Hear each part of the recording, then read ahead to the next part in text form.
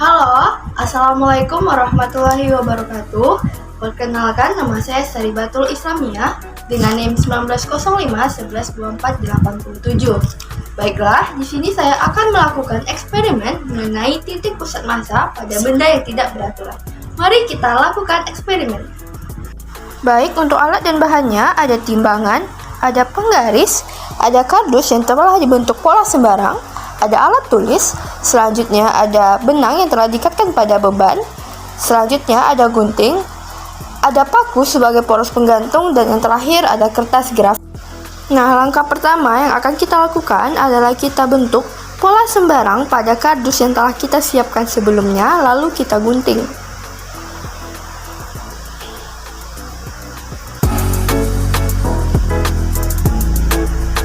Setelah pola terbentuk, kita beri 3 titik sembarang pada masing-masing pola, yaitu A, B, dan C. Lalu kita beri lubang pada masing-masing titik tersebut.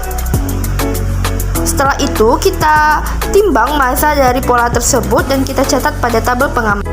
Baiklah, selanjutnya kita gantungkan pola pada masing-masing titik, yaitu titik A, B, dan C, pada paku sebagai poros penggantung. Setelah itu kita berikan beban yang telah kita ikatkan pada benang seperti pada video ini.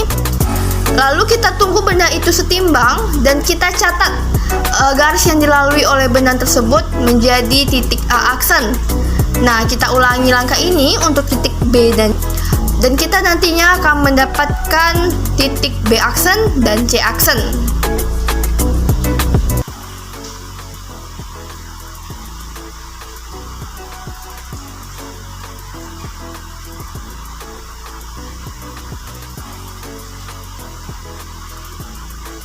Baiklah, setelah itu kita hubungkan masing-masing titiknya, yaitu dari titik A ke A aksen, B ke B aksen, dan C ke C aksen. Nah, titik potong antara ketiga garis tersebut merupakan pusat massa dari benda ini.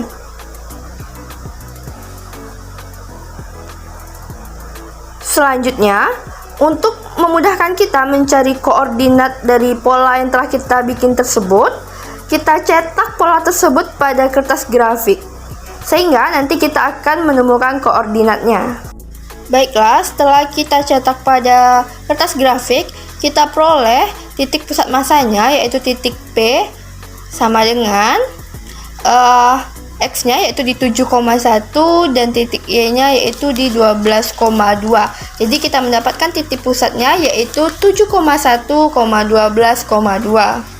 Baiklah, selanjutnya kita gunting pola yang utuh tadi menjadi 3 bagian sembarang sesuai dengan yang kita inginkan, seperti yang saya lakukan pada video ini.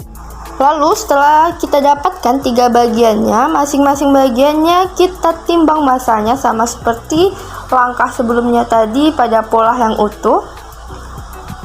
Nah, setelah kita timbang, lalu kita beri 3 titik sembarang kembali pada setiap bagiannya. Lalu masing-masing titik kita beri lubang. Baiklah, langkah selanjutnya sama seperti langkah yang pertama tadi, yaitu kita akan menggantungkan masing-masing titik pada paku. Lalu kita akan tandai titik yang dilalui oleh benang tersebut sama seperti langkah sebelumnya. Kita ulangi langkah ini untuk masing-masing bagian, yaitu untuk bagian 1, bagian 2, dan bagian 3. Jangan lupa, sebelum kita menandai titik yang dilewati tersebut, kita harus tunggu benda tersebut setimbang dulu ya.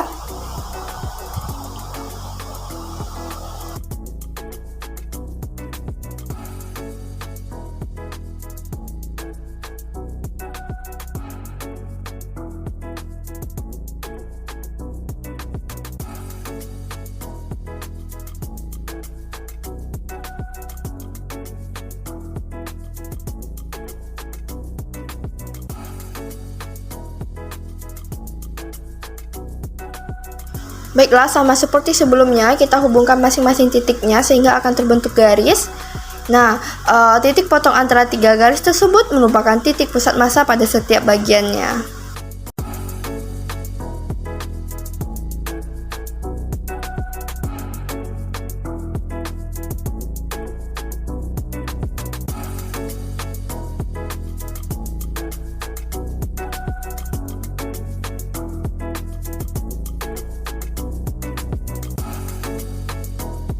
Baiklah, setelah kita mendapatkan titik pusat masanya, kembali kita cetak pada kertas grafik untuk mengetahui di mana sih titik koordinat dari ketiga bagian tersebut. Baik, kita cetak pada kertas grafik, kita mendapatkan masing-masing titik koordinatnya, yaitu P1 yaitu 5,6,18,1, P2 yaitu 9,3,13,3, dan P3 adalah 7,6,5. Baiklah, setelah kita peroleh data-datanya, maka kita tuliskan pada tabel pengamatan seperti yang terlihat pada layar tersebut. Nah, pada tabel pengamatan tersebut bisa kita lihat bahwa pusat massa hasil hitung menghasilkan koordinat X, Y yaitu 7,14,11,9. Sedangkan pada pusat massa hasil eksperimen diperoleh koordinat X, Y yaitu 7,1,12,2. Baiklah, dapat terlihat bahwa terdapat perbedaan pada koordinat X yaitu sekitar 0,04, sedangkan pada koordinat Y yaitu sebesar 0,3 cm. Baiklah, dari eksperimen yang telah kita lakukan, dapat kita tarik kesimpulan bahwa titik pusat massa adalah sebuah titik pada benda di mana massa semua partikel penyusun benda dianggap terpusat pada titik tersebut. Nah, terdapat perbedaan pusat massa hasil hitung dengan hasil eksperimen terjadi karena beberapa faktor, diantaranya yaitu kurangnya ketelitian saat melakukan eksperimen dan gangguan angin. Baiklah, sekian video eksperimen saya. Saya akhiri dengan wabillahi taufiq wal hidayah. Wassalamualaikum warahmatullahi wabarakatuh.